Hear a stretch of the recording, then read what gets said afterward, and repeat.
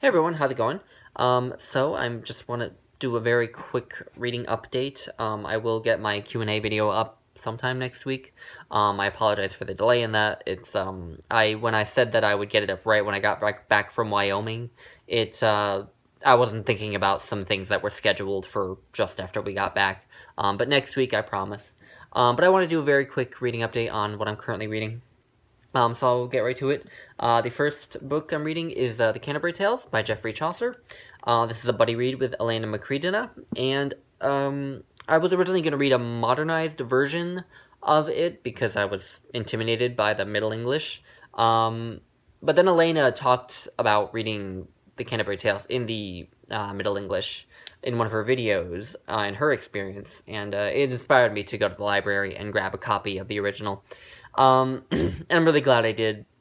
I actually looked up a video of someone reading Chaucer in how the closest we can come to how he would have maybe pronounced it. And that helped a lot, at least with the pronunciation. And then this book has annotations at the bottom of every page, there if you can see it. And also the words in the side margins about words that might be kind of archaic. And I'm really glad I did this because I'm really loving reading it in the Middle English. The Middle English, I just love the sound of the Middle English.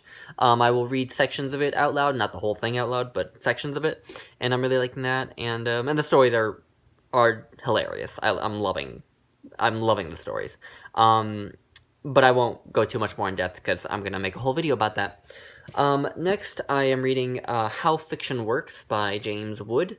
So I have read a couple of James Wood's biographies, book reviews in The New Yorker, and also Neil Griffiths in a recent video sung James Wood's praises, and Steve Donahue has also talked a bit about him.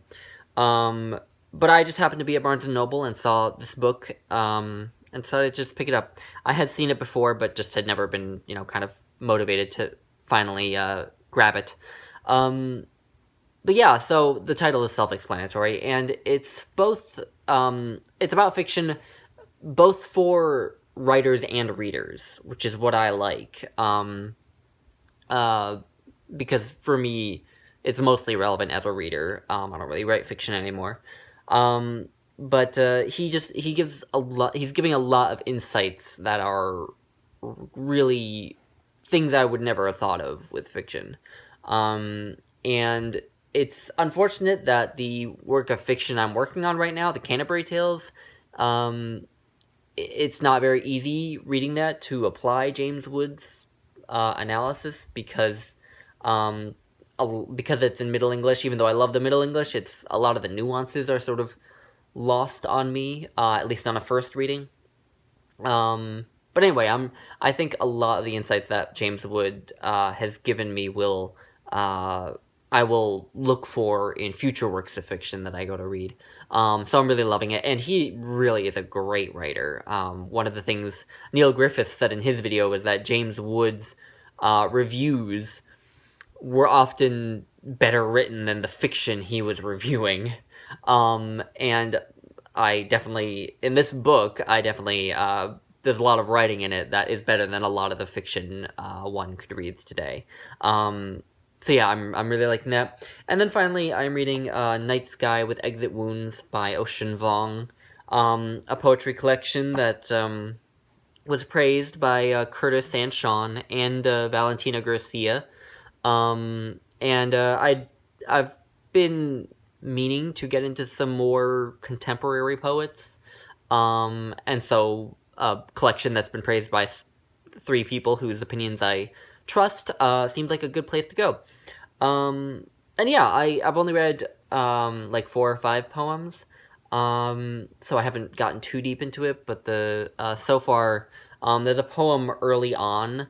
Ocean Vuong is of Vietnamese descent, and so he talks a little bit about the immigrant experience and also about Vietnam a little bit. And one of the early poems in here is basically intersperses lyrics from Irving Berlin's White Christmas, with the evacuation of Saigon at the end of the Vietnam War. And it's a really sort of unsettling poem, I guess. Um, but so far, that's the one that's sort of stuck with me the most.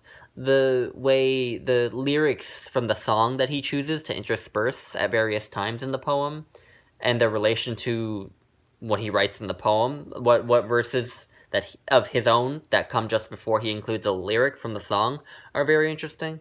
Um, but yeah, so I'm reading that, and not too much to say about it yet, but so far I'm really liking it. I have read a couple of Ocean Vuong's poems online, and really liked them, so I'm guessing I will end up liking this, but we'll see. So yeah, that's what I've been reading, or what I'm reading right now. So yeah, thanks for watching, everyone. Bye.